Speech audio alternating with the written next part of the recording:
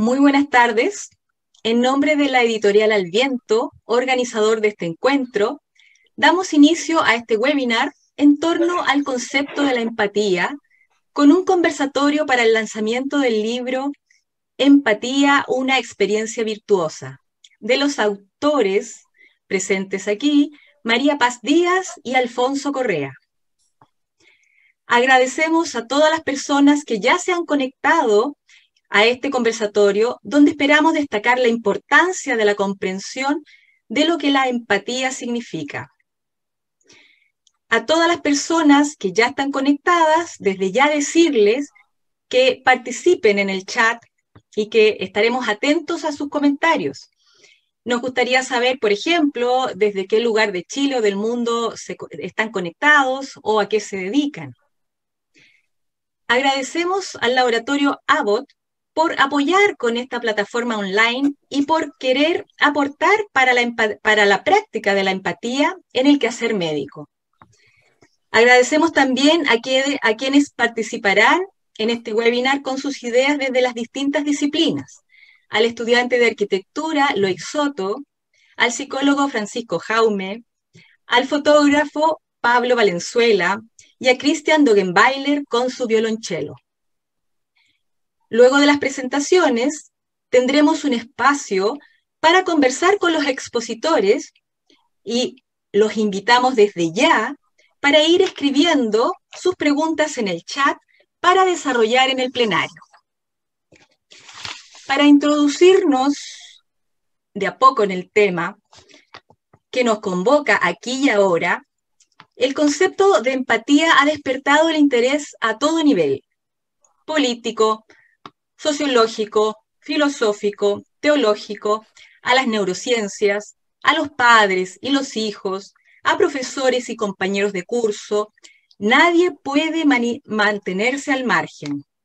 Ayer mismo, 4 de julio del año 2021, el diario La Tercera publica un artículo destacando un libro del año 2020 de la filósofa italiana Anne Denis, profesora de Filosofía Moral y Teoría Ética en la Universidad de Nápoles, quien dice textualmente: llevo unos 10 años trabajando el tema y la conclusión a la que he llegado es que la empatía no debe entenderse como una capacidad que nos define como seres morales, sino como una capacidad que nos permite conocer emocionalmente un aspecto del mundo que nos rodea: el sufrimiento, las alegrías, los miedos, también los contextos en los que actúa el otro, las expectativas que guían sus decisiones.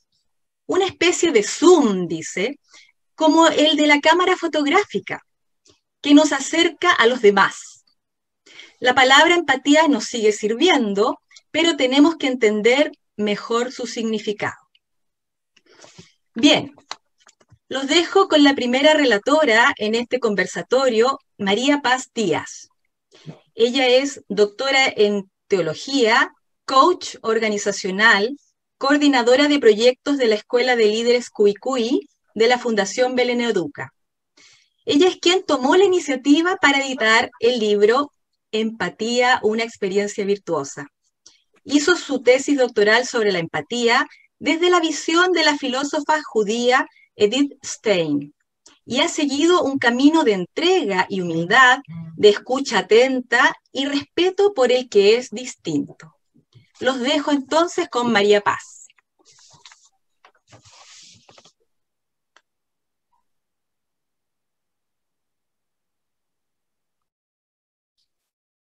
Carol, muchas gracias por tus palabras. Me uno también a los agradecimientos que has dado a todos aquí presentes, a todos los que de alguna manera nos están acompañando en el lanzamiento de este libro y a todos los que a lo mejor nos están escuchando en este minuto.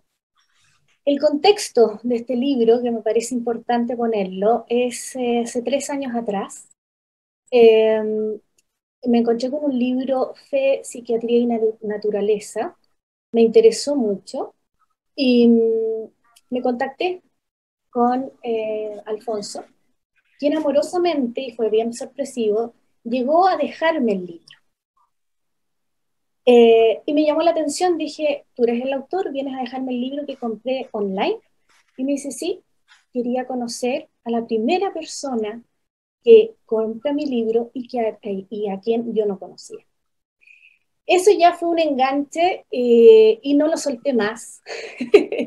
Y me ha acompañado en muchas otras instancias. Y dentro de este recorrido le planteé y le dije, Alfonso, me gustaría efectivamente hacer este libro con este concepto. Y empezamos un lindo pimponeo entre las imágenes, son sus fotos que están en el libro, y mis reflexiones en torno al tema de la empatía. ¿De dónde nace estas reflexiones de la empatía? Nacen de alguna manera de mi tesis doctoral, donde yo estudio a Edith Stein, una filósofa alemana, ¿no es cierto?, que nace entre medio de las dos guerras mundiales. Ella es fenomenóloga, parte de una línea de filosofía, y una de las categorías propias de ella es justamente el tema de la empatía. Por lo tanto, tuve 5 años de doctorado con este tema que de alguna manera me circundaba. ¿Qué es lo que me parece interesante del tema de la empatía? Que si bien es cierto, como decía Carol, es un tema que nos pertenece a todos, es de todos, y todos tenemos algo que decir. Me parece importante desde Edith Stein esta propuesta que ella tiene de visualizar la empatía como un acto que va más allá de ponerse en los zapatos del otro. Generalmente oímos que eres súper empática, ponte en mis zapatos. Edith Stein, de alguna manera, dice, no es ponerse en el zapato de los otros, sino es que es captar que yo también tengo zapatos y tú también tienes zapatos, y porque los dos tenemos zapatos, nos podemos entender, ¿ya? ¿Qué es lo que es eso interesante? Que siempre hay que salvaguardar que el otro, que es distinto de mí, siempre va a ser distinto, ¿ya? Y donde podemos tener un encuentro de empatía es porque, de alguna manera, en algún punto nos vamos a encontrar. Pero nunca voy a tomar tu lugar, ni tú tampoco nunca vas a tomar mi lugar. Siempre vamos a ser dos los que estamos dentro de esta relación empática. Edith Stein, de alguna manera, eso fue un código de su vida. De hecho, si uno recorre su vida, es una mujer que es atea, asistente de justicia, padre de la fenomenología, y que de alguna manera va ella captando, de alguna manera, todo un proceso, ¿no?, que llega finalmente a ser creyente católica y termina siendo carmelita descalza. Pero cómo ella hace este proceso justamente porque fue captando de que habían otras maneras de entender la realidad, que era justamente ser creyente. ¿Cómo lo hace ella? Hay una frase que es muy ilustrativa donde dice, mira, yo no soy creyente, pero puedo captar en el creyente la importancia que significa Dios en su vida. ¿Dónde contacto? No contacto en hacerme yo creyente. Contacto en que yo sé lo que significa también lo que es tener algo significativo en tu vida. Esa posibilidad fue lo que a ella la llevó a efectivamente a poder tener y ser muy, dejarse permear por toda la realidad y ir teniendo su proceso de vida. Creo que esa actitud constante de abrirte al otro, respetando al otro en su identidad y dejándote impactar, no solamente tolerar al otro, sino que estar abierto a la posibilidad de que el otro también te afecte, es una de las propuestas que a mí más me ha encantado. Y espero que ese espíritu, de alguna manera, lo tengamos nosotros en este conversatorio. Bueno, ahora me toca a presentar a mi querido amigo, y ya lo considero como tal, Alfonso Correa. Él es psiquiatra infanto-juvenil, amante de la naturaleza, de la estética. Todas las fotografías que tienen ustedes en el libro son de él. Una persona muy abierta y sensible a lo que lo rodea y siempre presto a que cualquier proyecto que tenga que ver con la belleza, él va a estar ahí. Todas mis gracias, Alfonso, y te toca a ti entonces ahora. Muchas gracias, María Paz. Te pasaste realmente ha sido un agrado trabajar contigo. Eso se los cuento a todos aquí delante de las cámaras. Ha sido un agrado sentir también que ella ha creído en mí, que ha creído que podía aportar a través de la imagen, ¿no es cierto?, para ideas tan profundas de un doctorado, y que alguien llegue y con una foto, ¿no es cierto?, pueda entregar un mensaje. Pero sin duda que ahí yo siento que no soy yo el que está entregando el mensaje, sino que es lo que he fotografiado. Y también, así como la empatía es un instrumento que nos vincula, que nos relaciona, yo he sentido como la fotografía es un instrumento, y yo, más bien, un instrumento de eso que fotografié para que otros lo puedan ver. Quizás Pablo nos va a decir otra cosa, va a profundizar mucho más en eso que yo.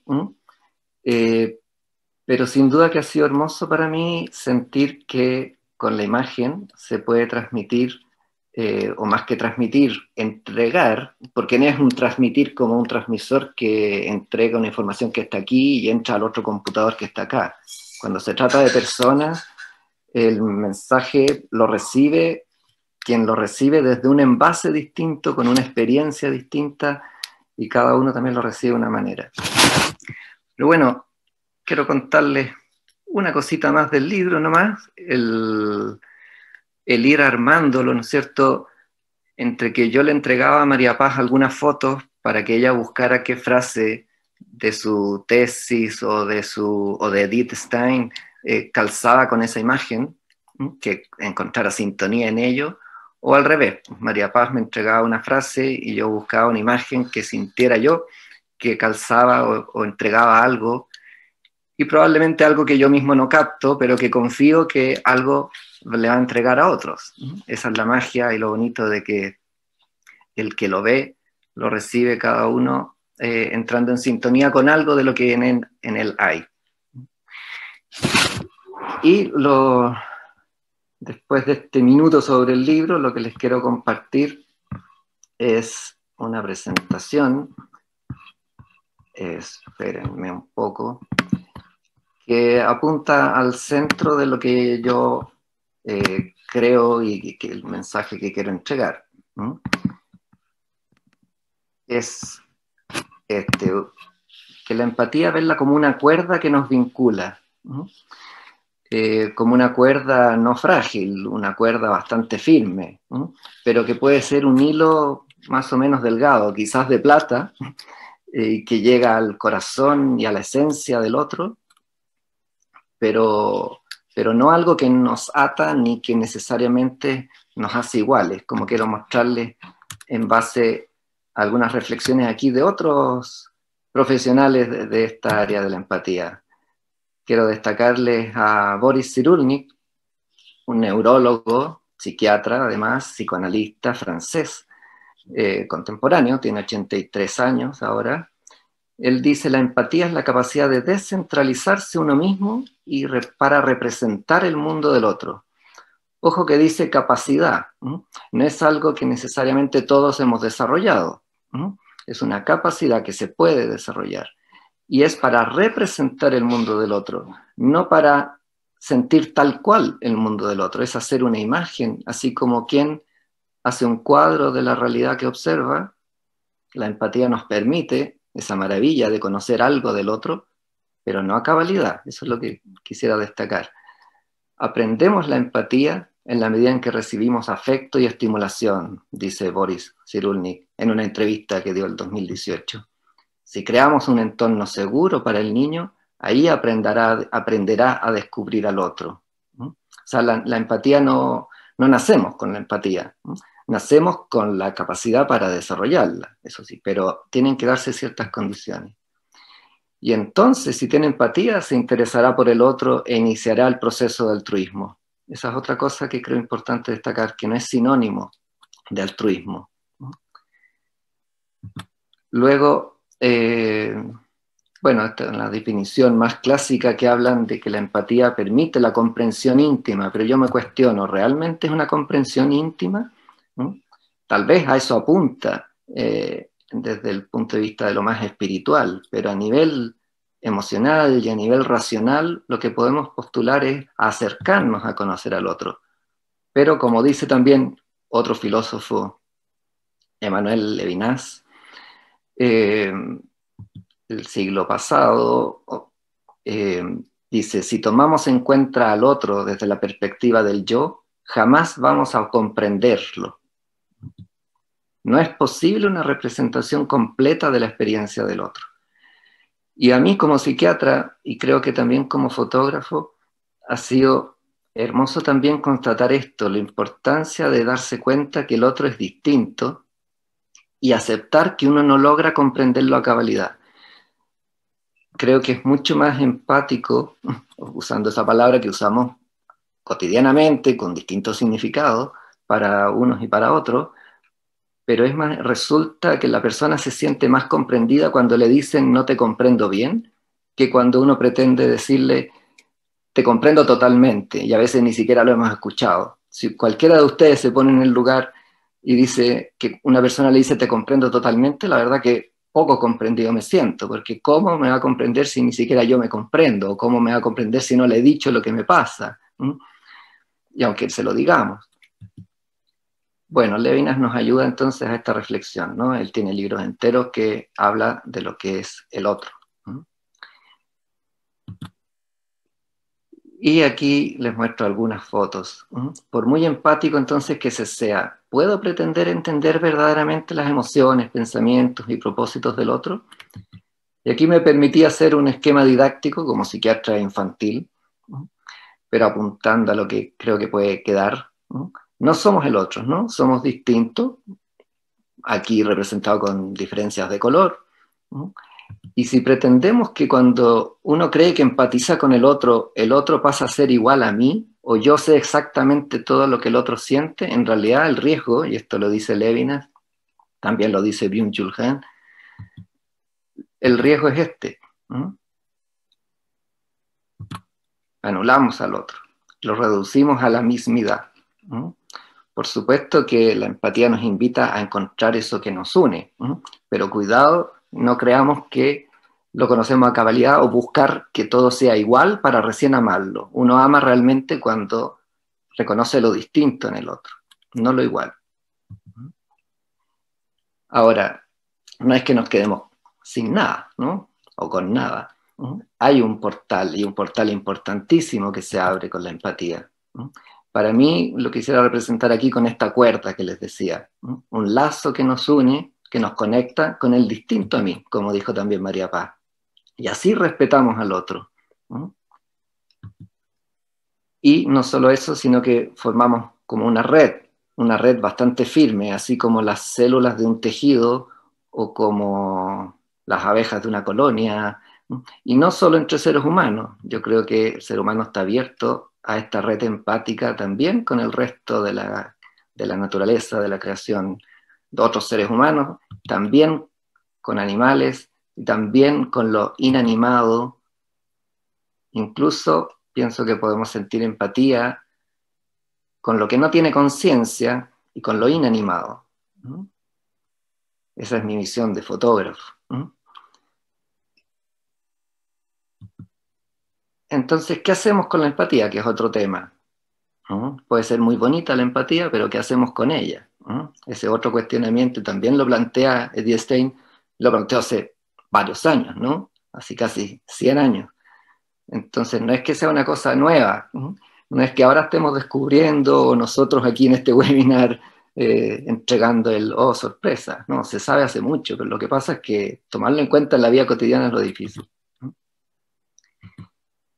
Por ejemplo, una forma de esquematizarlo, la mentalización o toda la base orgánica, no es sinónimo a mentalización eso, pero la base orgánica que hay para construir la empatía es una cosa. Sobre ella, según las experiencias, puedo construir empatía y sobre ella puedo llegar a ser altruista, pero no son sinónimos. También puedo llegar a ser empático sin esa base perfecta desde lo orgánico o biológico. Incluso pienso que podemos llegar a ser altruistas sin una empatía muy excelente. Por ejemplo, una persona con autismo. Me ha tocado maravillosamente ver cómo, hay películas también sobre eso, cómo un adulto autista puede ser mucho más altruista que alguien que tiene todos los elementos biológicos y de vida, de seguridad para ser empático o altruista. a continuación de empático. Entonces es complejo el tema, y uno puede ser muy empático, pero usar esa empatía en contra del otro, para hacerle daño. Bien, pues eso es lo que quería expresarles, y con esta imagen pasar a que veamos el mensaje que nos entrega Loic. Loic es un joven estudiante de arquitectura que conocí mucho a partir de algo que él hizo él mismo.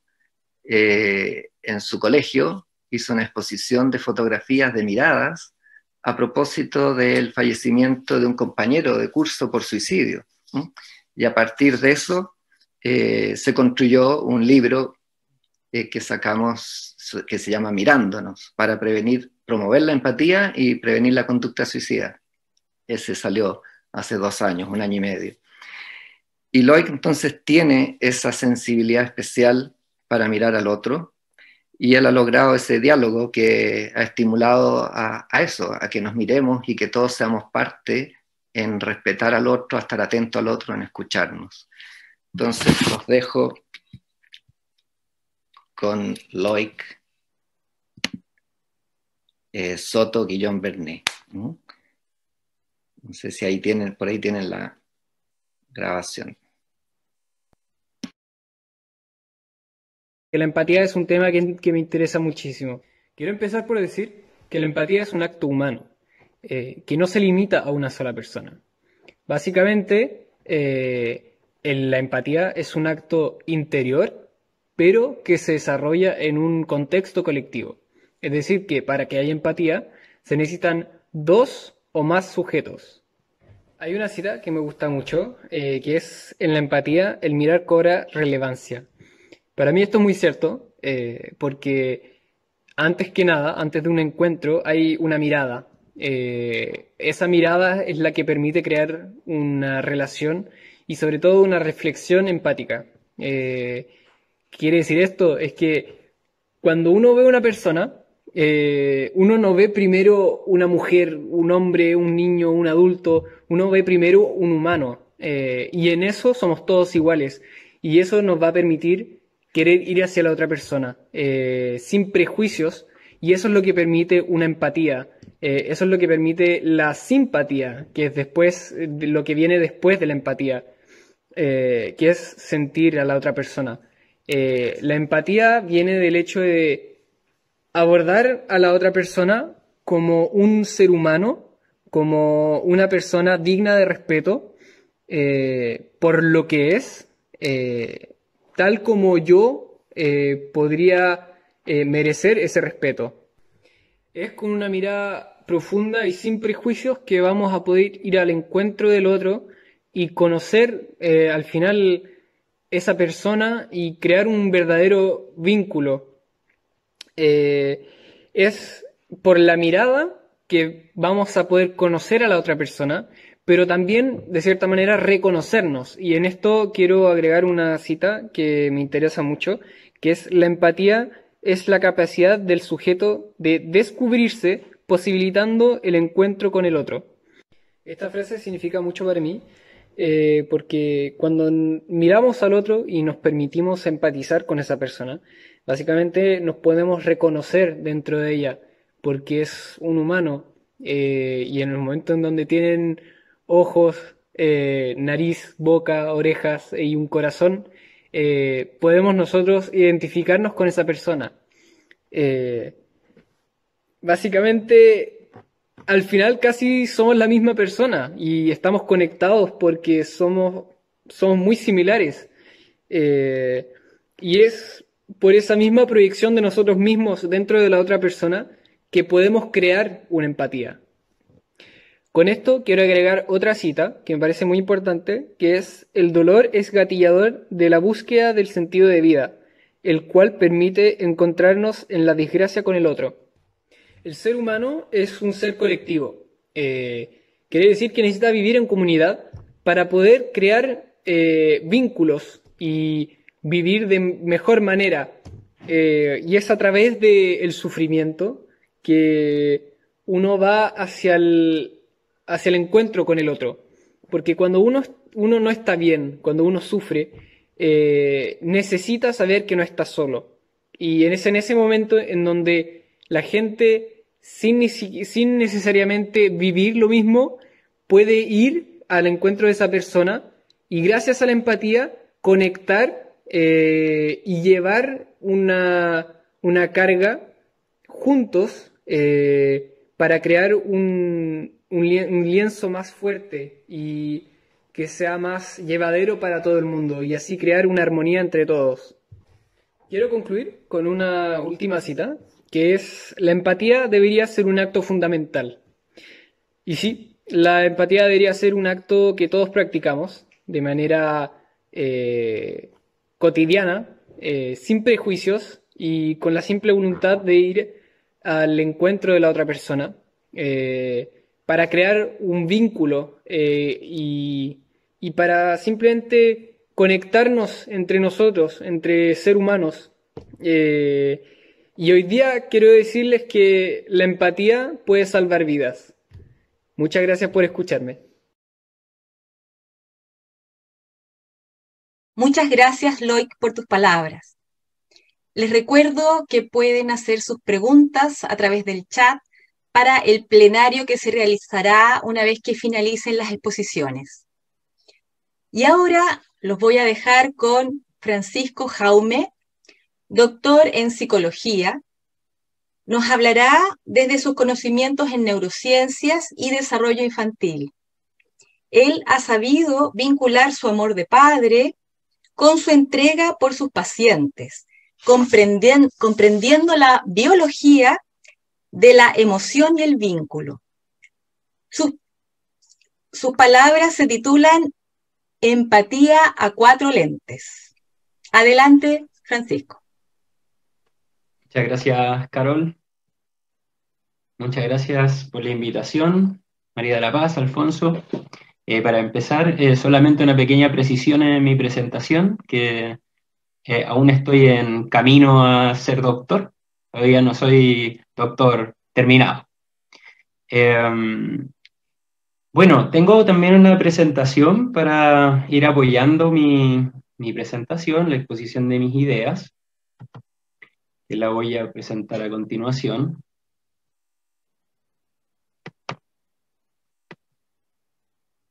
Ok. Ahí está. Se trata entonces de hacer una presentación de este maravilloso libro y ir aportando algunas reflexiones, algunos comentarios que me han ido surgiendo en la medida en que lo he ido explorando con detención. Y para ello quisiera comenzar diciendo que señalan los autores en el libro esta idea de que la empatía es un fenómeno que puede suscitar diversas ideas. Comparto con los autores esta afirmación. De hecho, es posible encontrar en la literatura un sinfín de definiciones con distintos elementos, algunos en común, otros diferentes entre sí, y he decidido optar por compartir con ustedes 2 definiciones que van a ir orientando el desarrollo de mi presentación. Lo primero es entender la empatía desde la perspectiva de Walter, que es entenderla como la capacidad de compartir el mundo interno de pensamientos y sentimientos de otra persona. Y también me he quedado con la definición de Baron Cohen y Will Wright, que nos dice que la empatía nos permite sintonizar con cómo otra persona se está sintiendo o con lo que puede estar pensando. Al margen de las definiciones que puedan existir en cuanto a las diferencias que puedan haber entre ellas, la idea es argumentar a favor del título de este libro, en el sentido de que la empatía es una experiencia virtuosa. Y para eso he organizado la presentación, tal como adelantaba Carol, titulándola Empatía a 4 lentes y una pauta que conecta. La idea de los 4 lentes es a propósito de la cercanía a los 4 lentes de la fotografía, como lentes de una cámara, y la pauta que conecta aquello que me entrega como mensaje final la exploración del libro en su totalidad. Entonces, el primer lente proviene de algunas ideas que encontré en el libro, que dice que en el acto empático se trasciende, y que la empatía me permite ensanchar mi horizonte de comprensión. Eso me lleva a poner el primer lente en el concepto general de la interacción social.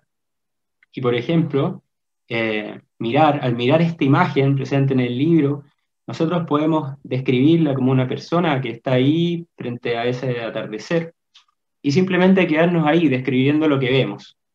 Pero si intencionamos un acto empático y vamos en busca de compartir esa experiencia y de comprender el momento vivido por esa persona en esa situación, podemos entonces empezar, por una parte, a resonar con la emocionalidad que esa persona puede estar sintiendo, lo que pudiera ser como una aproximación afectiva de la empatía, la respuesta emocional que sentimos nosotros al experimentar, al ver la emoción que otro tiene. Y por otra parte, podemos también hacer un ejercicio de ponernos en el lugar de esa persona e inferir cómo esa persona puede estarse sintiendo, qué es lo que puede estar pensando, qué es lo que puede estar deseando, cuáles serán sus intenciones. Y entonces esa es una aproximación más cognitiva de la empatía. Es bueno saber que existen esas dos aproximaciones, al menos en una aproximación conceptual a la empatía. Una empatía que es más de una aproximación afectiva, de la resonancia emocional que nos ocurre cuando vemos la emoción en otro, y una aproximación más cognitiva, que es esta capacidad de ponernos en el lugar del otro, como de representar la experiencia del otro. Ahora, eso mismo que podemos hacer con él, en esa foto, la podemos hacer también, por ejemplo, en relación a esta imagen. Daniel con su guitarra. Podemos decir acá hay un niño con su guitarra, pero también podemos hacer este ejercicio que digo, podemos conectarnos con esa emocionalidad en curso, podemos inferir qué es lo que está sintiendo, cuál es su intención en ese momento, y podemos conectarnos con otra comprensión, esta idea de que la empatía me permite ensanchar mi horizonte de comprensión acerca de lo que él en ese momento está sintiendo. Ahora, esto es virtuoso, porque de alguna manera si es que yo tengo que decirle a cualquiera de estas dos personas que ese momento debe ser interrumpido ahora, tenemos que irnos de esa puesta de sol, o Daniel no puede seguir tocando su guitarra, bueno, en consideración de lo que yo creo que ellos estén sintiendo, yo puedo ajustar mi interacción con ellos. Y por ejemplo, puedo decidir tomarme un minuto, esperar que ese sol baje, esperar que la canción termine. El punto es que puedo autorregular mi propio comportamiento en función de una aproximación armónica y respetuosa con el otro, sustentado en lo que yo infiero o siento que el otro está experimentando en ese momento. Esa práctica empática en una interacción social común también se pone en práctica en espacios más específicos, como es, por ejemplo, el espacio de la psicoterapia. La empatía en el ámbito de la psicoterapia se hace especialmente relevante en tanto uno de los principios fundamentales de no enjuiciar a aquella persona con quien nosotros estamos en ese viaje terapéutico encuentra un gran aliado en la aproximación empática. Entender cómo las personas podemos reaccionar o comportarnos en determinados contextos a partir de la inferencia de los estados del otro y a partir de lo que sentimos que el otro está sintiendo en relación a una determinada circunstancia. Ahora, particularmente en mi caso, yo llevo, ya 15 años trabajando en el campo específico de la psicoterapia infantil, y entonces la empatía cobra una valencia particular en el sentido de aportar, a poder conectarnos con esos padres, madres, cuidadores, y poder entender cómo es que realizan su función de crianza y cómo es que se van aproximando a las diferentes circunstancias en donde viven los niños o las distintas experiencias que los niños o las niñas van teniendo en su vida. Ahora, ocurre una virtuosa convergencia en el campo de la psicoterapia infantil, desde mi punto de vista, porque esta característica empática que debe ser un ingrediente del proceso psicoterapéutico es justamente uno también de los grandes factores que es significativo promover en el proceso psicoterapéutico en función de los niños. Es decir, cómo los padres o las madres, los cuidadores podemos reaccionar ante ciertas, no sé, por ejemplo, pataletas de los niños, conductas oposicionistas, niños que no quieren comer, niños que temen dormir solos. Es muy distinta la respuesta que podemos dar como padres, madres, cuidadores, ante esas conductas de los niños, si es que nos acercamos con ellos desde una aproximación empática o si es que no lo hacemos. Y entonces eso nos conecta con el segundo lente. Este segundo lente tiene que ver con la parentalidad. En esta parentalidad, en donde en esta dinámica de interacción con los niños, vamos estando, los niños nacen en un espacio que es naturalmente intersubjetivo, en donde hay una conexión con sus cuidadores por el hecho de ser miembros de la especie humana, y en donde podemos ir fomentando mayores niveles de sincronía de la mano de el desarrollo de la empatía de parte de los cuidadores.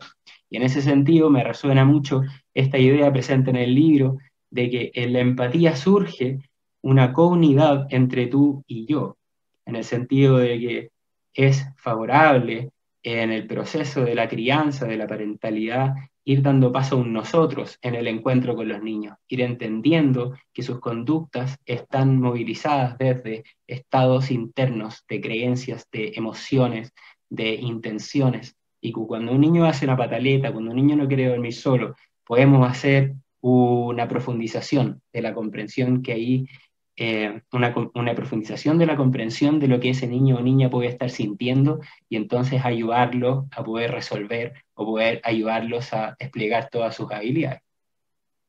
Y en ese sentido, esta idea también me resuena mucho. Hablar de empatía no es hablar de una simple teoría, se trata de una verdad viva, real y operante. Es decir, la capacidad de ponernos en el lugar de los niños no es solo para saber eso, no solo para saber lo que les pasa, es porque sabemos que en la medida en que nos conectamos con lo que a los niños les pasa, ellos también encuentran un espacio seguro desde el cual se pueden comunicar y en donde esa sincronía se incrementa, en donde la coordinación aumenta y en donde los niños pueden sentirse más contenidos, más comprendidos e ir encontrando palabras a sus propios procesos e irse desplegando un vínculo con elementos que van a ir favoreciendo su desarrollo. En definitiva, esta comprensión va orientando nuestro modo de ser y actuar con los niños y las niñas, y por lo tanto, sin duda, la empatía en el espacio de la parentalidad cobra muchísima relevancia. Ahora, esta habilidad la tenemos. Tenemos la habilidad de ser empáticos porque somos parte de la especie humana, pero tal como antes adelantaba Alfonso, de la mano de Cyrulnik, es que podemos potenciarla, haciendo ciertas formas de interacción con los niños, podemos potenciar su empatía.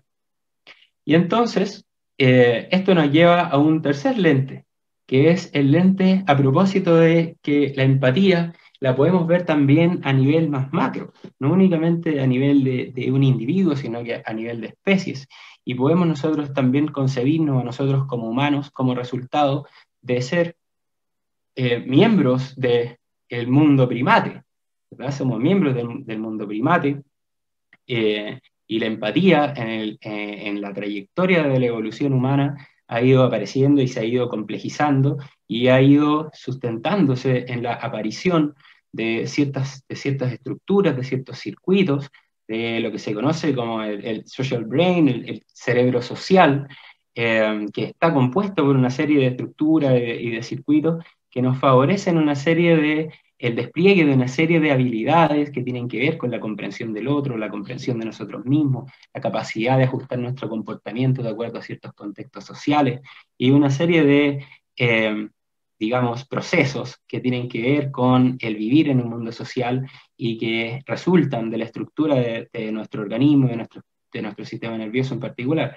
Ahora, interesantemente, esa estructura del sistema nervioso también es plástica y se va modulando en el curso del desarrollo. Y en la medida en que nos criamos y nos vamos desarrollando en contextos en donde existe empatía, en donde existe esta sincronía con altos grados de calidad, bueno, esos procesos también van favoreciendo la maduración, la migración de las redes cerebrales y por lo tanto van facilitando la emergencia de procesos también empáticos y particularmente de autorregulación emocional. En ese sentido, la empatía tiene un valor desde un punto de vista evolutivo. La empatía tiene que ver con la supervivencia. Si no tuviéramos empatía, no estaríamos acá. Y desde esa idea de la empatía como un proceso vital, es que quiero dar entrada al último y cuarto lente, que es el lente referido o de la mano de esta idea de que la empatía es una luz fecunda que se proyecta sobre el recorrido vital. Me resonó esa frase y me lleva a conectar con la idea de que esta empatía la estamos viviendo desde nuestra condición de ser humanos y desde ahí también en nuestra condición de seres vivos humanos. Y esta empatía entonces es una experiencia vital en curso, la experiencia vital en curso que está ocurriendo aquí y ahora cuando empatizamos con un otro y que la experimentamos desde nuestra propia mismidad en relación a un otro. Es decir, nos conectamos con un otro desde nuestro propio funcionamiento organísmico. En ese contexto, la empatía, como dice el libro, y yo concuerdo, empatía no es solo un desafío intersubjetivo yo con otro, es también un desafío intrasubjetivo, en el sentido de que cuando resonamos con la emoción de un otro, lo hacemos desde nuestra propia corporalidad. Cuando nos ponemos en el lugar del otro, lo hacemos desde nuestra propia historia, desde nuestra narrativa, desde nuestro ser nosotros. Desde el desarrollo de mi propia mismidad es que puedo resonar y ponerme en el lugar del otro. En ese sentido, la aproximación afectiva y la aproximación cognitiva que decía al inicio de la empatía pueden articularse. Y la conciencia sobre sí mismo y sobre el otro danzan en una experiencia virtuosa. Tomar conciencia de mi propio estado es parte importante para poder también darme cuenta de lo que le pasa al otro. Saber desde dónde es que yo infiero el lugar del otro enriquece mis habilidades de comprender lo que al otro le puede estar ocurriendo. Con esa idea cierro estas 4 lentes y llego a la pauta que conecta, que particularmente desde mi mirada, considero que el libro, a partir del concepto de empatía y avanzando con foco y en torno a ella, es una invitación a avanzar en la expansión de la conciencia, de sí mismo, del otro y del mundo, manteniendo momento a momento, como diría Francisco Varela, el asombro permanente y la frescura del presente vivo, tanto ante la inmensidad y la maravilla de la naturaleza, como ante la inmensidad y maravilla de la sonrisa y el asombro de un niño. Muchas gracias.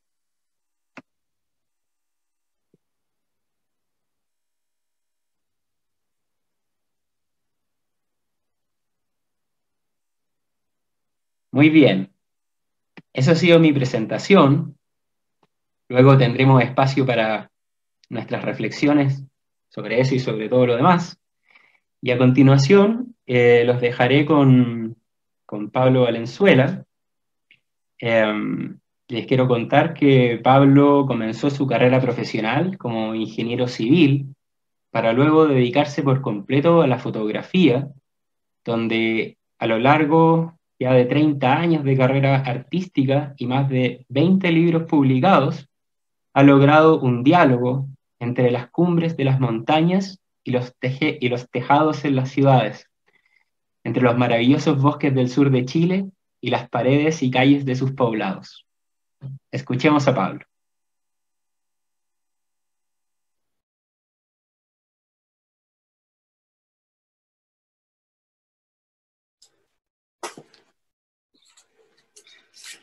Hola a todos. Muchas gracias muchas gracias antes que nada por la presentación. Faltó nombrar las estepas patagónicas, que es la que me tiene pero absolutamente apasionado en este minuto, ese paisaje lineal, austero, carente de elementos figurativos. Así que esa es la línea que uno va evolucionando en la fotografía. Y quiero felicitar a los autores de este libro, a María Paz y a Alfonso, como decía la presentación, claro, yo he hecho muchos libros de fotografía, así que me pongo empáticamente en el lugar de ellos, que es una tremenda felicidad cuando uno está en la imprenta y empieza a ver esos primeros pliegos que salen. Es un proceso muy lindo hasta que nace este hijo que es este libro y lo presentamos hoy día como en esta oportunidad. Quiero hacer una reseña muy corta respecto a hilar un poco el concepto de la empatía con la fotografía y a través de la experiencia que para mí ha sido este oficio al cual he dedicado mucho cariño, mucha pasión y que lo he hecho con perseverancia y mucha dedicación. ¿Y cómo nació esto? Y justamente a raíz de la fotografía que terminó la presentación Alfonso, que era el Cordón del Plomo, el Paloma, ese lugar maravilloso que es nuestro contrafuerte que nos limita hacia el oriente en Santiago. Es eso lo que a mí me motivó a dedicarme a la fotografía. ¿Y por qué? Justamente hilando también con el concepto que dijo la María Paz de ponerse en los zapatos del otro y también entender que uno tiene esos zapatos, y es que uno como fotógrafo o como montañista en ese instante, hace más de 30 años, uno quería transmitir la pasión, la belleza, lo que uno sentía al estar en ese lugar, el vincularse con la naturaleza, esa emoción tremenda de captar ese instante único e irrepetible y querer transmitirlo justamente al otro. Y en ese sentido es que esa necesidad de comunicar yo vi en la fotografía como el elemento principal de comunicación. Y eso fue lo que a mí me motivó a dedicarme a la fotografía, dejar un poco de lado la ingeniería y justamente para transmitir estas sensaciones y para darle un sentido. Yo siempre hablo de lo importante que es tres pasos muy importantes de la fotografía, que son la motivación, que es lo que justamente necesita todo proceso artístico, el vínculo, que es con lo cual uno se establece una relación con un fotografiado, con un elemento fotografiado que puede ser tanto humano como natural, arquitectónico, y el sentido, el crear amor por eso que uno está mostrando. El sentido, y que para mí en un comienzo fue algo más de naturaleza, fue evolucionando hacia una mirada un poco más abstracta no tanto de la naturaleza pura, que eran las primeras fotografías donde yo evitaba la presencia del hombre, sino que también incorporé la mano del hombre en esa naturaleza e incluso después el ser humano visto en forma directa. Así que esos tres elementos son los que me han motivado el tiempo que he dedicado a la fotografía. Y hay algo que me hizo sentido en el libro, que era una frase que salía: en la empatía, el mirar cobra relevancia. Y tomando esa frase, que me hizo mucho sentido, es que quisiera hablarles de lo que es la mirada. Muchas veces se dice que oye, tú eres fotógrafo, me imagino que tienes un equipo tan grande, muy técnico, muy importante, y yo digo que lo más importante es la mirada. Y justamente en la última exposición que hice, que eran solo 7 fotografías de Rapa Nui, me preguntaron: Pablo, ¿cuánto te demoraste tú en tomar esa fotografía? Y yo dije 30 años. Pero 30 años para tomar 7 fotos, ¿cómo? Entonces, claro, yo dije, en 30 años uno construye una mirada. Uno tiene la experiencia para, no solamente en esos 8 viajes anteriores a Rapa Nui, sino que en todo lo que uno ha visto a través de su vida, para que llegado el minuto de hacer esos 7 disparos, uno toma la decisión del minuto, la composición, el lugar, con todas esas experiencias atrás. Y quiero terminar justamente con eso, con una frase de Ansel Adams, que viene justamente a hablar de esa mirada que se construye a través del tiempo, y que dice así: un fotógrafo no solo hace una fotografía con su cámara, también con los libros que ha leído, con las películas que ha visto, los viajes que ha hecho, la música que ha escuchado y las personas que ha amado. Y a propósito de la música, los quiero dejar ahora con la maravillosa música que nos va a entregar Christian Dogenbailer. No tengo una... Bueno, lo presento y Christian nos va a entregar nos va a tocar algunas una pieza ahí con su violonchelo, ya lo vemos ahí instalado en su lugar. Muchas gracias. Buenas noches a todos.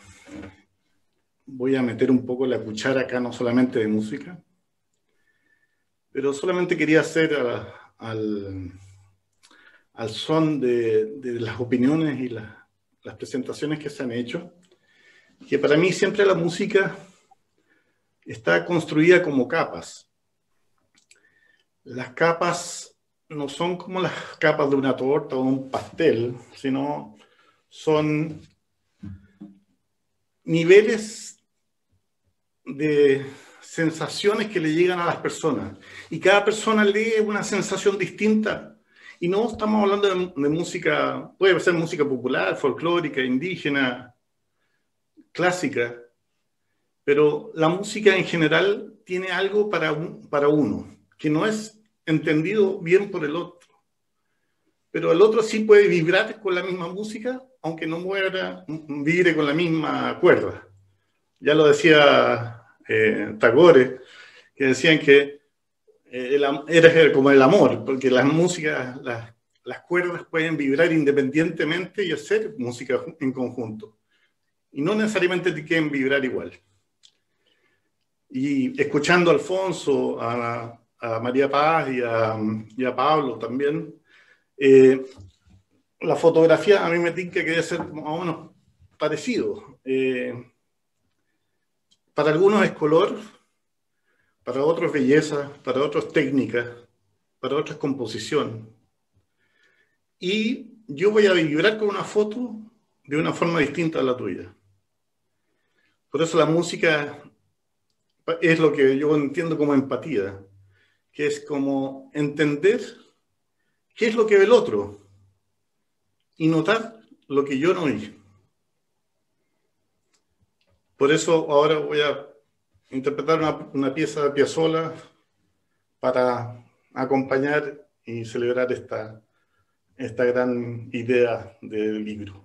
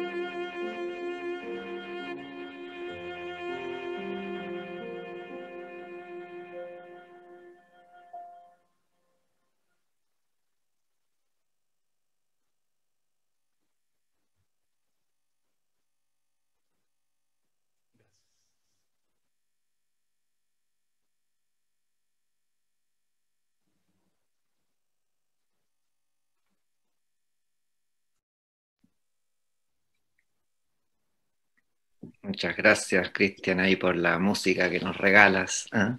Qué bonito. Cristian me decía también cuando lo invitábamos ahí con María Paz a que nos tocara algo, que bueno, que la música para él en realidad es la forma de ser empático, ¿no? Sin necesidad de palabras, ¿no?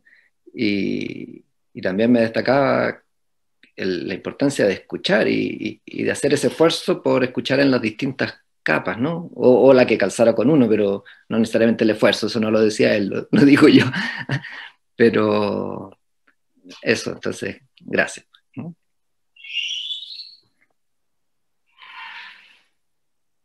Bien, luego de esta hermosa muestra y de las enriquecedoras palabras de todos los expositores, queremos escuchar las preguntas del chat desde el auditorio.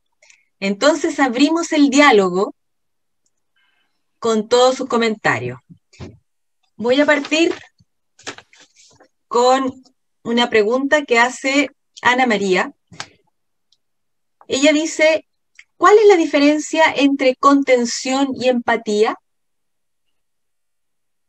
Dejo abierto para el que quiera responder.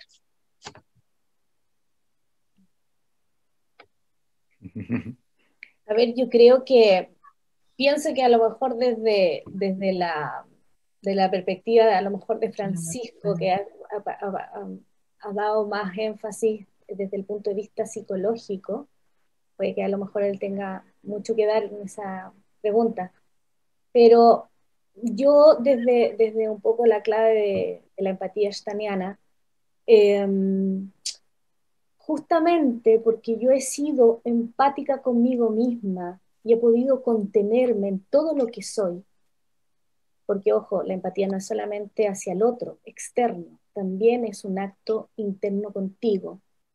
Entonces, mientras más tú tengas esa capacidad de empatizar contigo y poder contenerte en todo lo que eres, mejor vas a poder contener a otro. Yo siempre digo, la caridad empieza por casa. Ese sería mi atisbo.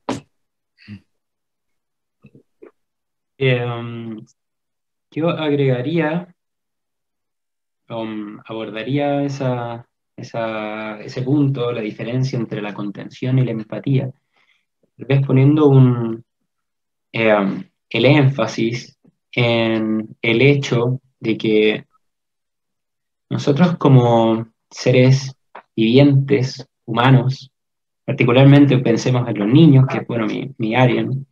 Un niño puede estar en un estado de tranquilidad, puede estar en un estado de fluir, grato, sintiendo una experiencia grata, y en algún punto algo puede ocurrir, ese niño se puede asustar, ese niño se puede frustrar, que son experiencias, emociones normales, naturales, en el flujo del día a día.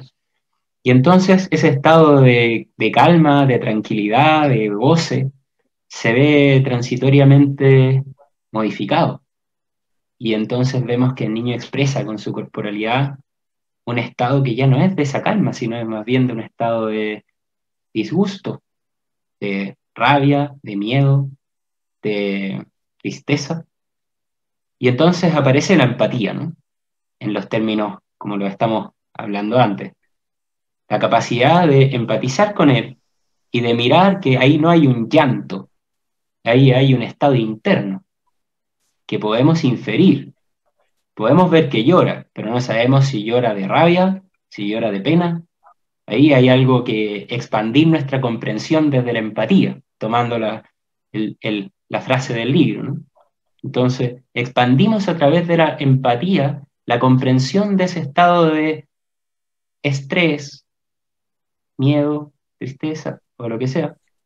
Y a partir de resonar y de comprender ese estado, el acto empático, podemos hacer cosas, acciones, para poder resolver, conectar con él o con ella y ayudarle a retornar al equilibrio, ayudarle a regular ese estado, salir del estado de miedo y llegar a la seguridad, salir del estado de frustración y volver a la calma, salir de la pena y llegar al consuelo. Entonces ese proceso de regresar al equilibrio es lo que, desde mi punto de vista, tiene más que ver con el contener, en el sentido del sostener ese estado inicial, identificar ese estado a través de una aproximación empática y luego hacer acciones para poder ayudar a volver al equilibrio. Entonces, la empatía sería el medio para descifrar, la contención, el mecanismo para resolver.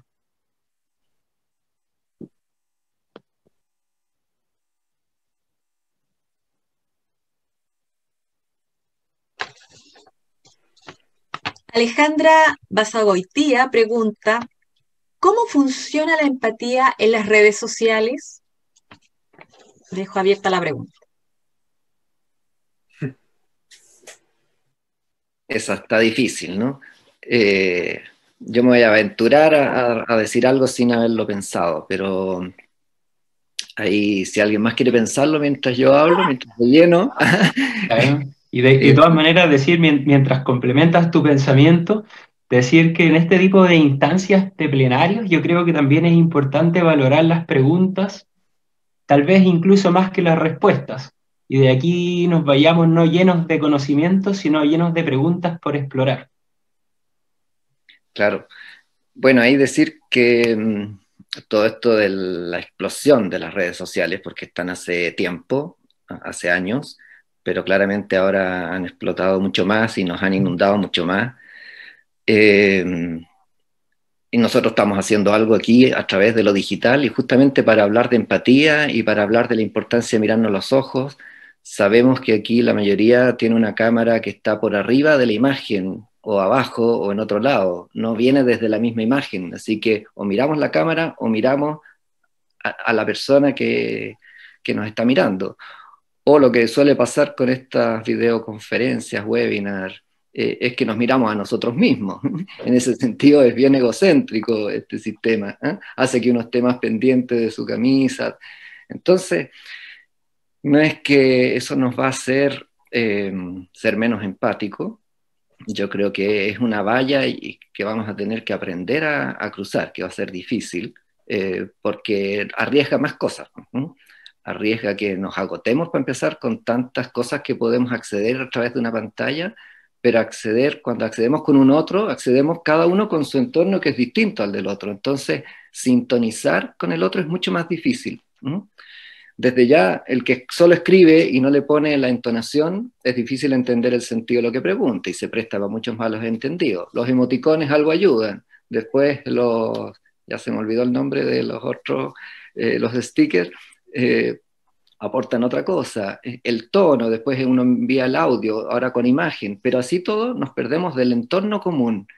Y eso nos da una sintonía que tiene que ver con este lazo empático, ¿no? Cuando los dos estamos sentados frente al mismo árbol, que se mueven las hojas al mismo tiempo para él y para mí, eso ayuda mucho a empatizar, ¿no? Entonces yo creo que de eso nos estamos perdiendo y hay que tomar conciencia de eso. Y por eso nos cansamos más, porque nuestro cerebro intenta deducir todo ese contexto del otro a través de la pantalla, ¿no? Y eso nos agota más. Entonces hay que ser consciente de eso y ojalá nos preocupemos de estar mucho con el que está al lado y con el que podemos ver. No es para salir desenfrenados a contagiarse, sino que más bien aprovechemos con los que nos podamos reunir. Y ahí pasar un dato bien hermoso, por ejemplo, que con mascarilla logramos saber cuando el que está al lado está sonriendo aunque no le veamos la boca.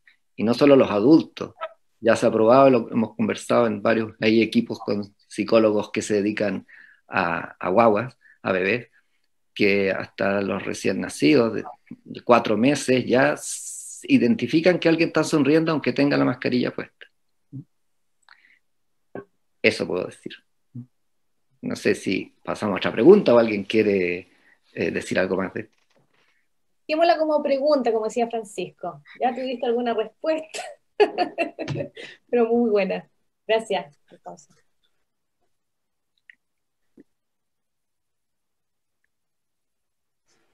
Bien. Paula pregunta, ¿se puede medir en forma concreta el nivel de empatía entre dos personas? Que nos contesten los artistas, ¿ah? A ver qué nos dice Pablo o Cristian, aunque no sea el área científica de ustedes, pero a ver por intuición, no sé, ¿qué dicen? ¿Se puede medir en forma concreta la empatía entre dos personas? ¿Mm? Sí, Sí. sí. ¿Uno como observador externo o uno cómo sería, digamos? Pero, claro, ¿qué es lo que diría hacer yo? Estas preguntas uno las contesta, no como ustedes desde la óptica del conocimiento, sino que uno desde el punto de vista del sentido común. Y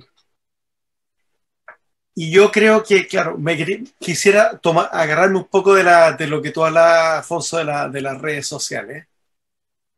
De que lo que yo veo en la red social, si bien es un mecanismo muy útil de comunicación e interacción, yo creo que no da espacio a la reflexión.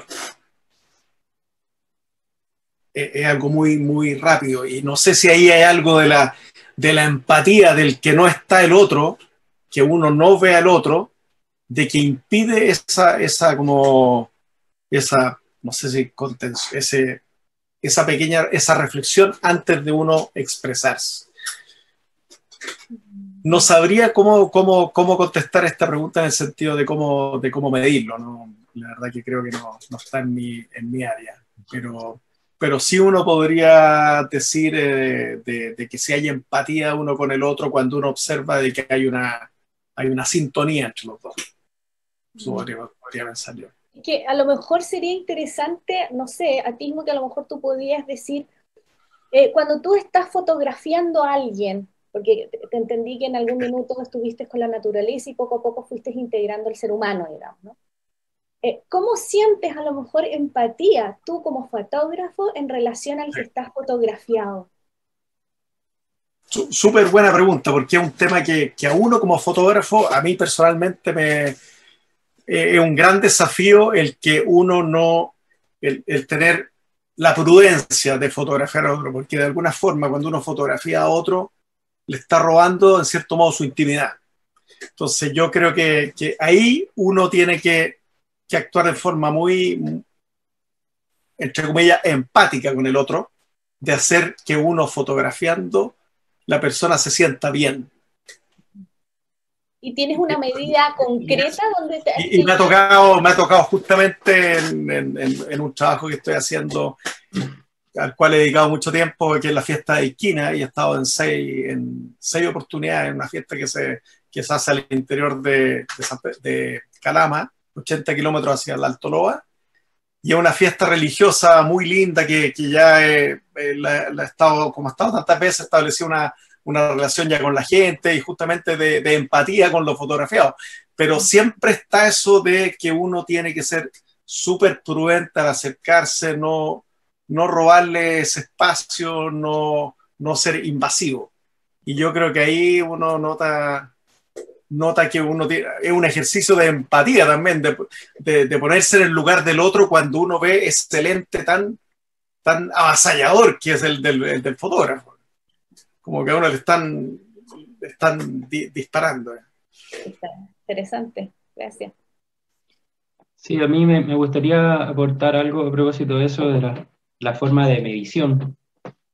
Desde luego que hay distintas maneras de poder aproximarse al estudio de la empatía como fenómeno humano, y la perspectiva científica es una de ellas, y dentro de la ciencia a su vez hay un sinfín de aproximaciones posibles. Ahora, me gustaría compartir una visión. Yo, a ver, cómo organizar un poco la idea. Cuando nos aproximamos a un fenómeno como es la empatía, podemos contemplar dos niveles. Esto un poco en base a cómo Francisco Varela está desarrollando el estudio científico de la conciencia, antes de morir. Y en el fondo él lo que planteaba era que Cuando uno estudia un fenómeno de este tipo, tiene dos niveles de datos, dos tipos de datos, dos tipos de datos que se diferencian en su origen. Lo primero son los datos que uno puede obtener desde afuera. Entonces, por ejemplo, yo en mi tesis de magíster, hace años atrás, lo que hicimos en el estudio fue un experimento, una tarea de reconocimiento emocional en rostros. Y lo que hacíamos era pedirle a los niños, a las niñas, que eran entre 9 y 12, 13 años, los poníamos en el laboratorio frente a un computador que tenía caras. Iba una secuencia de caras, una tras otra, presentadas sucesivamente, muchas veces, y esas caras tenían distintas expresiones emocionales. Habían caras alegres, caras tristes, caras con rabia, caras neutras, caras con miedo. Y lo que le pedíamos era que dijera si es que ese rostro que estaba observando tenía o no tenía una cierta emoción.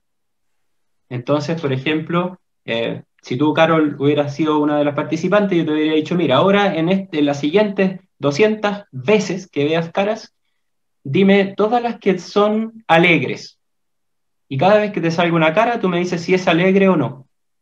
Y entonces iban apareciendo las imágenes y los niños, las niñas iban respondiendo, es, no es, es, no es, es, no es. Y previamente se había testeado con muchas otras personas que esas caras fueran reconocidas por todos como caras con una determinada emoción. De manera que esa cara de alegría que le presentábamos a ese niño había sido antes clasificada por un 98% de la población que nosotros estudiamos, que eran harta gente, como cara alegre.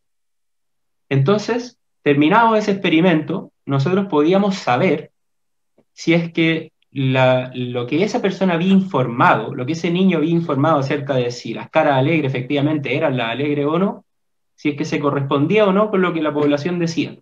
Entonces, de alguna manera teníamos una aproximación cuantitativa de cuán preciso era esa persona para poder inferir el estado interno de la persona que exponía ese rostro, ¿sí? Entonces podíamos diferenciar los niños que podían distinguir mejor los rostros alegres, quienes se confundían los neutros con los con miedo. Podíamos tener como una medida cuantitativa concreta de qué tan precisos eran para lograr la identificación de la emoción en base a la observación de esos rostros. Entonces ese era un indicador conductual. Adicionalmente, mientras los niños estaban haciendo ese experimento, nosotros estábamos haciendo un registro de electroencefalografía con un conjunto de electrodos sobre la cabeza de los niños, como en una especie de gorra para ir a nadar, que ahí se ponen todos los electrodos y que nos permiten tener un registro de la actividad eléctrica sobre el cuero cabelludo que estaba ocurriendo mientras el niño estaba viendo esos rostros. Y después de una serie de análisis de ese campo, podemos aproximarnos a tener una conclusión siempre con un margen de error y velando por no concluir más de lo posible. Pero podíamos tener información de cómo estaba funcionando el sistema nervioso, el cerebro de ese niño frente a las diferentes emociones. Y entonces también podíamos después cruzar si es que hay ciertos tipos de actividad eléctrica en el cerebro que se correlacionen con el nivel de acierto que los niños tenían. O sea, los niños que se equivocan y que confunden los rostros neutros con rostros con miedo, ¿tienen alguna particularidad en su funcionamiento cerebral? ¿Se diferencian de algo? ¿Se diferencian en algo de los que no se confunden? Entonces, hay una aproximación, digamos, de datos duros, entre comillas, de cuán acierto puede tener el niño y qué está pasando en la actividad eléctrica de su cerebro cuando está experimentando ese proceso empático. Ahora, esos son dos rutas de datos desde fuera, porque eso el niño no reportaba nada, él simplemente contestaba y nosotros le medíamos cuánto acertaba y qué estaba pasando en su actividad eléctrica. Pero la propuesta de Varela es que esos datos que vienen como desde fuera, denominados como una información obtenida desde tercera persona, no puede ser confundible con la experiencia que tiene ese niño. Porque el niño cuando está teniendo la experiencia empática, está experimentando un fenómeno que es una experiencia vivida, de ver ese rostro y de que le están pasando cosas. Y eso no es reductible ni a la respuesta de sí o no, ni a la actividad eléctrica misma. Es una experiencia vivida que él está teniendo. Y entonces esa aproximación, ese reporte que el niño puede dar, o que todos nosotros podemos dar frente a una determinada tarea cognitiva, como es la empatía, o afectiva, desde ese punto de vista es una información en primera persona. Es una información, tomando lo que decía también antes María de la Paz, es una aproximación más fenomenológica. Es lo que el niño puede dar cuenta que le está pasando en ese proceso. Y entonces la postura de Varela, a propósito de esto, de cuán concreto puede ser la aproximación a este tipo de estudios, a este tipo de fenómenos, como la empatía, una mirada, que es la que estoy describiendo ahora, es que podemos articular, por un lado, la información obtenida desde afuera, con la información que reporte la persona que experimenta esa experiencia, que vive esa experiencia. Y eso es lo que Varela denomina la neurofenomenología. Lo neuro, en tanto los datos que podemos tomar de la actividad del sistema nervioso, y lo fenomenológico, en el sentido de la experiencia subjetiva que el sujeto está teniendo al experimentar ese proceso. Perdón lo largo, pero no lo pude decir más corto. Oye, si bien hay muchas preguntas, parece en el chat, yo quería aportar otra cosa a esta misma pregunta que hacía, cómo medir la empatía entre dos personas. Quizás cuando uno dice eso, no solo medir, una cosa es medir la capacidad empática de alguien, ¿no? Como decía Francisco, la capacidad, si te capté bien, Francisco, la capacidad de, por ejemplo, identificar que una cara es alegre, ¿no? Pero uno puede tener la capacidad y otra cosa es que la use, ¿no? Una forma de verlo es que cuando la usamos, si la usamos, ahí vamos a entrar en esa sintonía con el otro. Una vez se dice qué tan empáticos somos entre dos como para saber si vamos a ser buena pareja. La verdad que en realidad depende de si vamos a lograr esa sintonía y depende de algo más, de esa sintonía para que la uso. Y ahí entra el amor. Ahora, eso de medir o no medir, ahí sí que ya entramos en otros niveles más complejos aún. Puede haber también una medida que es la experiencia. O sea, yo cuando yo tengo una experiencia de que alguien ha sido empático conmigo, ahí la experiencia ya no tiene capacidad nada, ni nadie, de decir, esa no fue tu experiencia. La experiencia es mía y es irreductible a cualquier otra persona que quisiera decir, eso no fue lo que sintiste, María Paz. Entonces yo creo que una de las medidas duras también y muy subjetiva a la vez, es decir, yo tuve una experiencia de parte tuya que fue de mucha empatía hacia mí. Y con eso basta y sobra como para decir hubo empatía. Esa sería mi propuesta.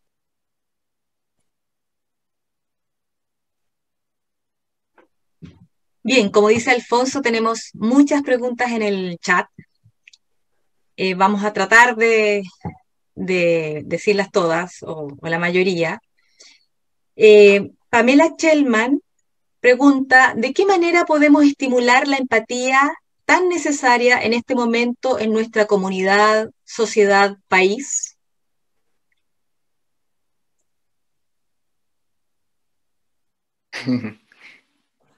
Este webinar es una forma súper concreta de estimular la empatía, ¿no? De poder dialogar entre otros, entre muchos, y tener esa experiencia de que frente a una realidad tenemos miles de miradas, miles de formas de abordarla, y yo creo que constatar eso, en muchas instancias las podemos hacer, yo en el fondo de manera, digamos, con un cierto humor, decir, digamos que es a través de este webinar, efectivamente podemos hacer en muchas instancias una experiencia, ¿no es cierto?, de empatía entre un grupo humano. Entonces, yo creo que en esta pandemia y todo eso hay que ponerse creativo, pero se puede, se puede. Y aquí hay algo, los que están aquí presentes, que de alguna manera lo estamos experimentando ahora. Bueno, el respeto, ¿no? El poner en práctica ese respeto al otro que es distinto. Y para eso el respeto viene de la palabra respectare, ¿no? Mirar desde atrás, que tiene que ver con mirar desde lejos. Y para eso el tiempo de pandemia a algunos nos ha ayudado a ralentizar, que es también a lo que nos invita mucho Boris Cyrulnik, a enlentecer la mirada. Byung-Chul Han también nos invita mucho a lo que es el respeto, el mirar al otro como distinto y aceptar lo distinto. Y a esas cosas yo creo que ayuda mucho el arte. Tanto la música, la poesía, incluyamos la fotografía también, son artes que nos ayudan a encontrar esa sintonía. De hecho, sintonía se relaciona mucho con música, ¿no? Por algo viene eso. Y toda la educación entonces que se haga en colegios, al interior de la familia, que apunten esa línea, y en políticas públicas, que fomenten el arte. El arte, decía Nietzsche, es una de las experiencias más sublimes, o sea, es la experiencia metafísica del ser humano, dice Nietzsche, no la ciencia. La ciencia nos sirve para entender, para nuestra curiosidad, para encaminar, pero si no la usamos con arte, probablemente nos perdamos del sentido que decía Pablo. Yo quisiera agregar, muy corto, que yo creo que el escenario hoy es súper favorable para justamente poner el concepto de la empatía, porque estamos frente a una crisis sanitaria, económica, social, como la pandemia, y yo creo que todos, frente a ese, entre comillas, enemigo común, podemos entender de que todos como individuos podemos actuar con un fin colectivo por un bien común. Y es una manera de, creo que las políticas públicas y comunicacionales podrían aprovechar esta instancia para transmitir eso.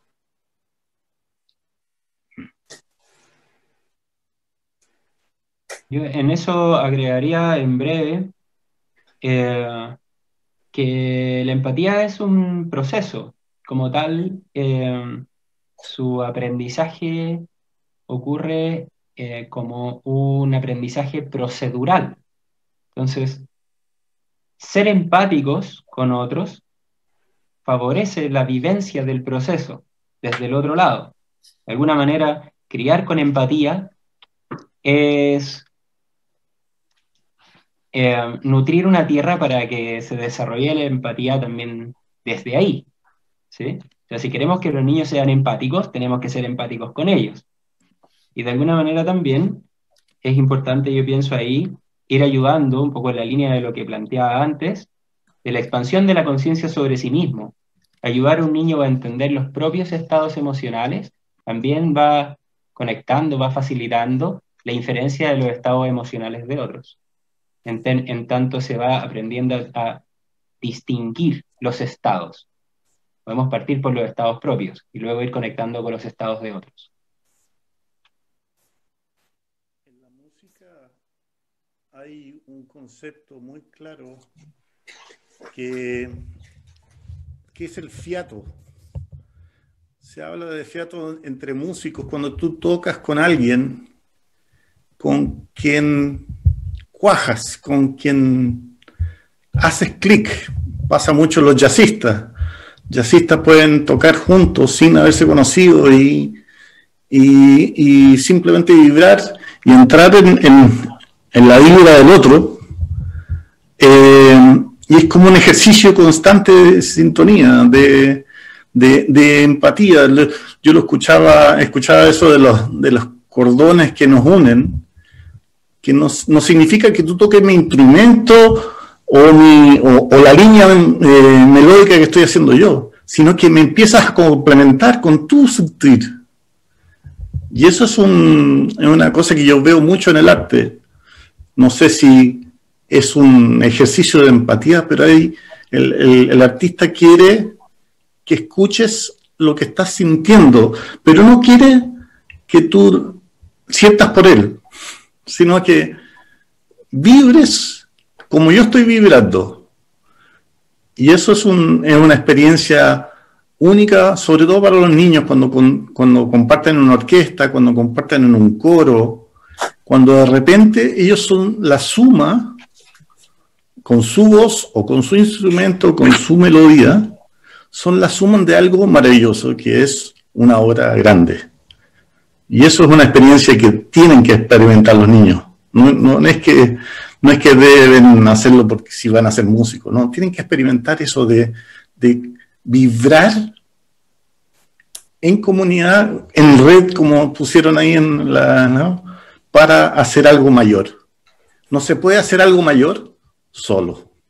Eso no, para mi gusto no es imposible.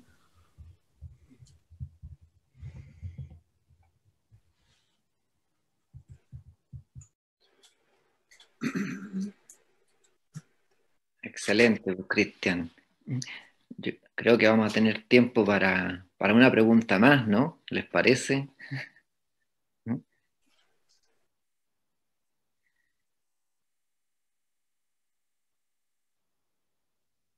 Bien, Rafael Vargas dice, tomando algunas palabras de Antonio Faúndez, en el encuentro y descubrimiento con otro se genera una praxis de la transformación de la realidad. ¿En qué contribuye la empatía a transformar nuestras relaciones, cultura o sociedad?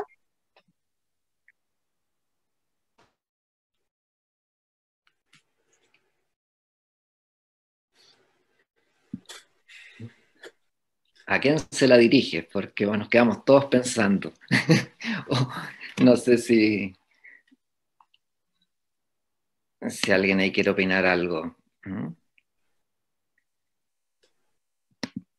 Vas a tener que repetirnos la pregunta, Carol. Un poquito larga, a ver si pudiéramos, sí, efectivamente, repetirla de nuevo, Carol.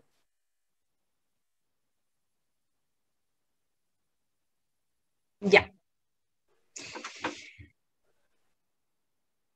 A ver, dice, tomando algunas palabras de Antonio Faúndez, en el encuentro y descubrimiento con otro se genera una praxis de la transformación de la realidad. ¿En qué contribuye la empatía a transformar nuestras relaciones, cultura o sociedad? Bueno, ahí yo mostré una frase de Levinas, de Manuel Levinas, que habla de cómo uno se construye en la relación con el otro, ¿no? Entonces, claro, en la medida en que nos relacionamos con otro, ese encuentro y descubrimiento del otro, en realidad ahí está la empatía, eso es la empatía. La empatía viene a ser la herramienta para llegar a eso, ¿no? Ahora, yo pienso que en la medida en que nos construimos con el otro, o como decía Lloyd, que lo decía en una forma bien apasionada, ¿no? El joven que nos habló y nos envió ese mensaje desde Francia, porque está allá ahora, en realidad uno si realmente se compenetra en el otro, a pesar de reconocernos distintos, nos llegamos a sentir uno en muchos aspectos, ¿no? Con el cuidado de no anular al otro, que también decía Levinas, pero nos construimos, algo construimos, no sabemos qué en realidad. Mejor si vamos sinceros, no sabemos bien qué construimos, qué vamos a hacer, o si creemos o no en la eternidad, ¿no es cierto? Pero bueno, quedémonos ahí. Yo voy a afirmar de nuevo, más que de la ciencia de la fotografía. En la fotografía, por ejemplo, uno se contacta también con la eternidad, ¿no? Por el hecho no de detener el tiempo en una foto que quede para siempre, infinitamente, eso es distinto, ¿no? La eternidad es salirse del tiempo y el espacio.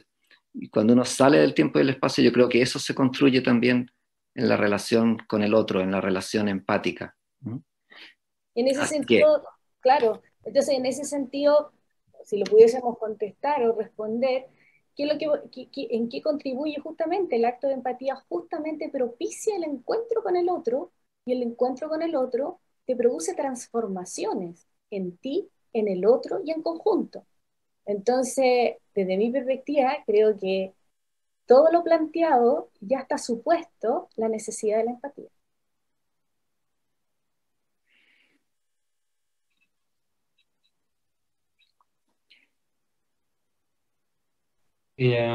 Yo podría agregar que, bueno, primero habría sido interesante tener acá algo así como un antropólogo social o un sociólogo que pudiera aportar una mirada más macro es parte de la belleza de la empatía que se puede analizar en los distintos niveles.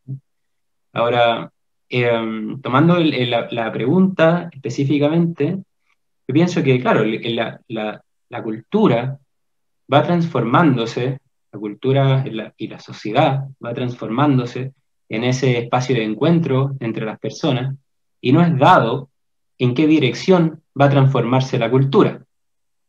Entonces, creo que la empatía es un ingrediente que puede marcar un curso posible. Podemos potenciar una aproximación empática entre los miembros que conforman una sociedad y hacer de esa sociedad un sistema que avance en una trayectoria con mayores grados de empatía. O sea, creo que la empatía en ese sentido es un medio para poder conectarnos unos con otros, pero también en la medida en que hay mayor o menor empatía, la transformación cultural va siguiendo distintas trayectorias, distintas direcciones.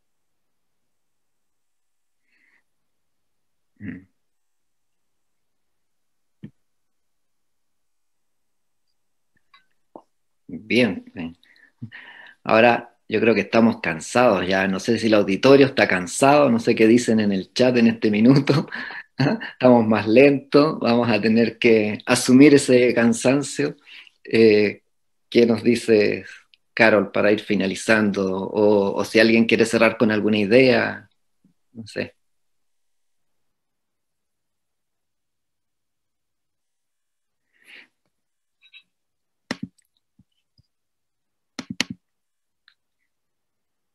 Yo les voy a compartir una pantalla. ¿Pasamos a esto, Carol? ¿Sí? Adelante.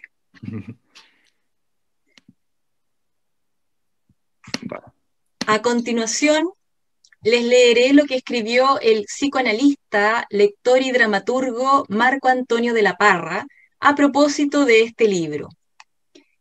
En tiempos de excepción, cercanos a la guerra o la peste o el desequilibrio social, es cuando más necesitamos de la empatía.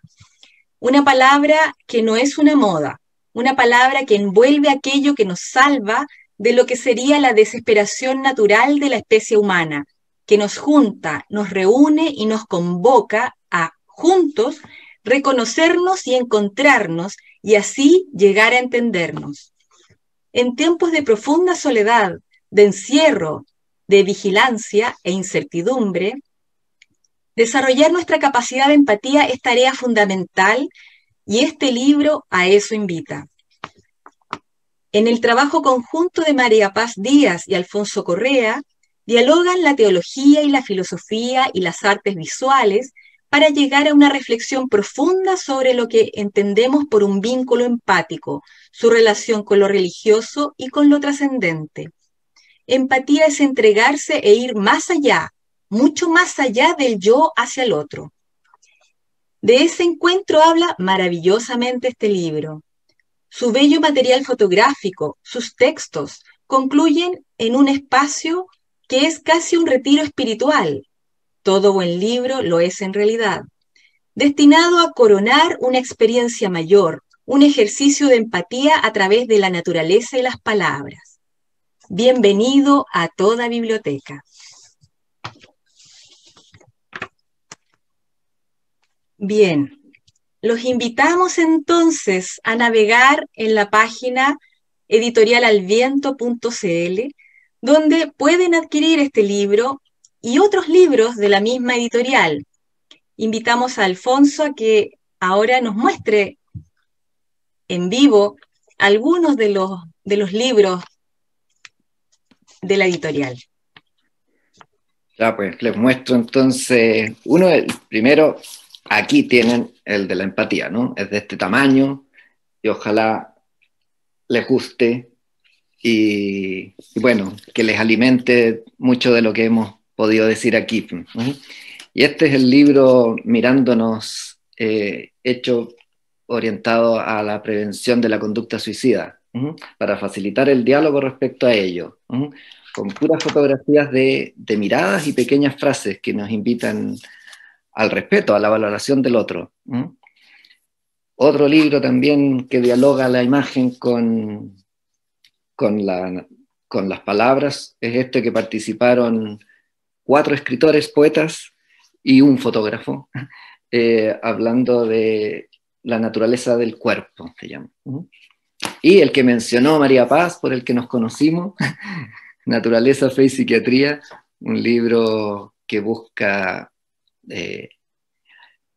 justamente encontrar la sintonía entre lo que habla, lo que dice desde la naturaleza, lo que se dice más desde la fe y lo que se dice desde la ciencia ejemplificada en la psiquiatría.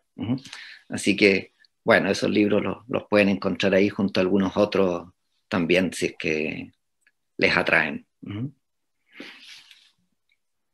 Bien, les contamos que en este momento nos habría encantado haber hecho un cóctel como se hizo en el lanzamiento de los libros anteriores, pero bueno, no podemos hacerlo, pero sí les decimos que si entran en la página y les interesa el libro o algunos libros, si escriben como código empatía, experiencia virtuosa, recibirán un descuento especial. Bien, vamos cerrando entonces. Quedamos todos invitados a desarrollar la empatía y a su uso en beneficio del otro, en el ambiente que sea en el que vivamos, en la educación, en la familia, en la atención en salud y en la atención en salud mental en particular. Cerramos este webinar sobre la empatía agradeciendo a todas las personas que han participado con una frase de Edith Stein que dice: la empatía hace posible captar vivencias que no reconozco haber tenido nunca como propias. Muchas gracias y muy buenas noches.